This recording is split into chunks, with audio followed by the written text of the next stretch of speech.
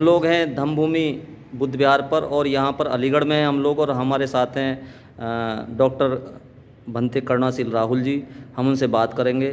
भंते जी, जो 18 मार्च 1956 का जो दिन है उसमें बाबा साहब अम्बेडकर जी ने जो ऐतिहासिक भाषण आगरा की भूमि पर दिया था, उसमें जो आप एक कार्यक्रम करने वाले हैं उसका क्या स्वरूप है और किस तरह से उस कार्यक्रम को आप करेंगे? 18 मार्च 1956 को बाबा साहब आगरा में आए और बाबा साहब जब आगरा में आए उन्होंने हमें बहुत महत्वपूर्ण संदेश दिया। वह संदेश बाबा साहब के पूरे जीवन के अनुभवों पर आधारित था। जो काम बाबा साहब ने किए उन कामों पर बाबा साहब ने संतोष जाहिर किया और जिन बातों की अपेक्षा बाबा साहब हमसे करते थे उनके बारे में भी बताया कि मेरे समाज के पढ़े लिखे लोगों ने मुझे धोखा दिया। तो बाबा साहब की कुछ अपेक्षाएं थी जो पूरी नहीं हुई। इसके साथ साथ बाबा साहब ने कुछ करने के लिए भी हमें कहा। तो उन सारी बातों को ध्यान में रखते हुए हमने सोचा कि लोगों को ये बात याद रहनी चाहिए कि क्या बाबा साहब ने किया था और क्या हमें करने के लिए कह करके गए थे। तो ये लोगों को याद रहे, इस उद्देश्य से बाबा साहब का कारवां और आगे बढ़े, इस बात को लेकर के हम 18 मार्च को आगरा में विशाल धम्म कारवां आयोजित करते हैं और इसमें पूरे देश भर से बाबा साहब के लाखों अनुयायी शिरकत करते हैं, पहुंचते हैं। तो आज इस चैनल के माध्यम से, जस्टिस लाइव के माध्यम से बताना चाहता हूं कि पूरे देश से इसके आने वालों की भागीदारी होती है। आप लोग भी 18 मार्च को आगरा में आइए और इस कारवां का हिस्सा बनकर के बाबा साहब के संदेश को दोबारा से समझने की कोशिश करें। जी भंते जी, आपने क्योंकि बहुत सारे पल और बहुत सारी तारीखें बाबा साहब अम्बेडकर जी से जुड़ी हुई हैं जो ऐतिहासिक हैं, लेकिन आपने 18 मार्च को ही क्यों चुना है? क्योंकि बाबा साहब हमसे कुछ अपेक्षा करते थे जी, और हम उन अपेक्षाओं पर खरे नहीं उतर पाए। जी, बाबा साहब ने जो हमें दिया वो सब तो हमने स्वीकार किया, सभी लोग उसको याद भी करते हैं, बाबा साहब ने हमें दिया।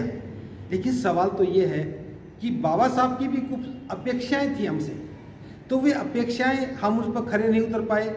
बाबा साहब ने भी कहा कि मुझे मेरे समाज के पढ़े लिखे लोगों ने धोखा दिया। तो उस बात को हम याद भी करें और बाबा साहब की अपेक्षाओं पर खरे उतर सकें, इसके लिए हमें एक जन आंदोलन की आवश्यकता पड़ती है। तो लोगों को ये बात समझाने के लिए कि बाबा साहब ने जो अपेक्षा की थी हमें उस पर खरा उतरना चाहिए, अपनी आमदनी का 20वां हिस्सा समाज के लिए दान देना चाहिए और अपने जो गरीब भाई हैं उनके सहायता के लिए, उनके कल्याण के लिए काम करना चाहिए। और सबसे महत्वपूर्ण बात, बुद्ध धर्म की शरण में जाकर के हमें भारत को बौद्ध में बनाने के लिए पहल करनी चाहिए। तो इस सब के लिए लोग प्रेरित हो सकें, जान सकें, हमने इस दिन को चुना है और इसीलिए हम धम्म कारवां यहाँ आयोजित करते हैं। जी भंते जी, एक कितने लोगों की आने की इस कार्यक्रम में उम्मीद है और कितने राज्यों से इस कार्यक्रम में लोग आ रहे हैं? देखिए, शुरुआत में जो हमारा पहला कार्यक्रम था उसमें लगभग 2000 लोग थे। जी।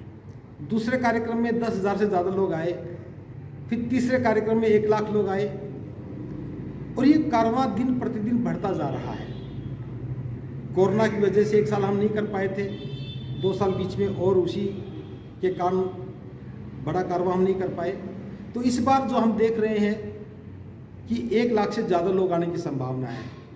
एक तो लोग बहुत प्रेरित हुए हैं, संदेश दूर दूर तक गया है, फिर आप जैसे सोशल मीडिया की भागीदारी भी इस बार बढ़ी है। तो मैं उम्मीद करता हूं कि इस बार 1 लाख से ज़्यादा लोग यहाँ पर आएंगे। और जहाँ तक कहाँ से आएंगे, लगभग 20-22 राज्यों के लोग यहाँ पर आते हैं। जो दक्षिण भारत के लोग हैं वो संख्या में बहुत कम होते हैं, लेकिन जो उत्तर भारत है ये तो सारा ही शामिल होता है, जिसमें मुख्य रूप से हरियाणा, दिल्ली, पंजाब, उत्तर प्रदेश, राजस्थान, मध्य प्रदेश, गुजरात, इस क्षेत्र की तो बड़ी भागीदारी होती है। तो निश्चित रूप से संख्या नहीं बताई जा सकती, लेकिन 1 लाख से ज़्यादा लोगों की हम उम्मीद हर बार करते हैं और लोग आते भी हैं। क्या इसकी जो व्यवस्था है, 1 लाख लोग बहुत होते हैं, इसके लिए आपने वॉलंटियर की व्यवस्था की है, किस तरह से? देखिए, इसमें 2 बातें हैं जी। हम तो अपनी व्यवस्था करते ही हैं जी, कार्यकर्ता हैं वो सब व्यवस्था संभालते हैं, लेकिन जो सबसे सकारात्मक पहलू वो ये है, यहाँ सभी बाबा साहब के अनुयायी आते हैं और बाबा साहब के भी वे अनुयायी आते हैं जो बुद्ध को अपना शास्त्र स्वीकार करते हैं, जो बुद्धिस्ट हैं। और बौद्ध लोग स्वतः ही अनुशासित होते हैं, सेल्फ डिसिप्लिन होता है, हर व्यक्ति शांति व्यवस्था को बनाए रखने में भूमिका अदा करता है, श्वेत वस्त्रों में आता है। शांति हमारी प्राथमिकता होती है और शांति के साथ साथ व्यवस्था बनाना हम सबकी जिम्मेदारी का काम होता है। तो बाबा साहब के अनुयायी वैसे भी अनुशासित होते हैं, किसी प्रकार का कोई हुड़दंग नहीं होता। अगर डीजे भी बजता है तो सुंदर गीत बजते हैं तो लोग नाचते भी हैं, लेकिन वो आनंद लेते हैं, वो उत्पात नहीं मचाते। और बाकी सभी लोग व्यवस्था निर्माण में लगे रहते हैं। प्रशासन का भी सहयोग बना रहता है, प्रशासन अपनी भूमिका में रहता है, लेकिन धर्मकारों में आने वाला प्रत्येक व्यक्ति अनुशासित होता है, अनुशासित रहता है और शांति व्यवस्था बनाता है। इस बात का मुझे फ़ख्र भी है और मैं बाबा साहब के तमाम अनुयायियों की इस बात के लिए प्रशंसा भी करता हूँ। जी भंते जी, जो ये कार्यक्रम है और 18 मार्च का कार्यक्रम है या कितने दिन का कार्यक्रम है, ये कितनी तारीख से शुरू होगा? देखो, कार्यक्रम पहले एक ही दिन का होता था, 18 मार्च का। जी। इस बार हमने इसको 2 दिन का कार्यक्रम किया है। 17 मार्च को दोपहर 2 बजे से 5 बजे तक हम बुद्धा पीस मार्च का आयोजन कर रहे हैं, लेकिन ये आयोजन सीमित होगा। इसमें लिमिटेड लोग होंगे, केवल सफ़ेद वस्त्र पहनने वाले पंसिल के ध्वज लेकर के चुपचाप मौन में ही चारिका करेंगे और एक शांति का प्रदर्शन करेंगे। उसमें किसी प्रकार के नारे नहीं होंगे, कोई स्लोगन नहीं होंगे। एक सुंदर सा बुद्धं शरणं गच्छामि के म्यूजिक के साथ बस चारिका करेंगे, फ्लैग मार्च करेंगे। तो ये बुद्धा पीस मार्च 17 तारीख को होगा और 18 को धम्म कारवां होगा। तो मैं ये कहना चाहूँगा सभी दर्शकों से कि वो 17 को आना चाहें तो अपनी रजिस्ट्रेशन करवाएं, क्योंकि बिना रजिस्ट्रेशन हम 17 को लोगों को शामिल नहीं करेंगे, क्योंकि ये डिसिप्लिन का मामला है और शांति का मामला है। हम चाहते हैं कि सारे अनुशासित लोग इस कार्यक्रम में भाग लें। 18 तारीख को एक जनसमूह का मामला है, जितने लोग आना चाहें आ सकते हैं। बस कोशिश करें कि वो श्वेत वस्त्रों में आए।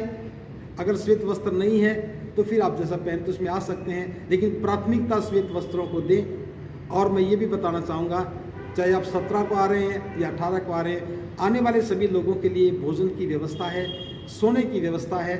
जितना हम कर सकते हैं पूरा प्रयास कर रहे हैं कि आपको कोई असुविधा ना हो। इसलिए आप निश्चिंत होकर के कारवां में आइए और बाबा साहब के धम्म कारवां को आगे बढ़ाने में सहयोग कीजिए। जी बहुत बहुत धन्यवाद, बहुत बहुत साधुवाद भंते। जस्टिस लाइव का भी बहुत बहुत साधुवाद कि आपके प्रयासों से ये बात जन जन तक पहुँच रही है और कारवां को सफल बनाने में आपकी भी एक महत्वपूर्ण भूमिका है। आपके लिए भी कामना करता हूँ कि आप लगातार गतिशील रहें, प्रगतिशील रहें। भवतु सर्वमंगलम्। भवतु।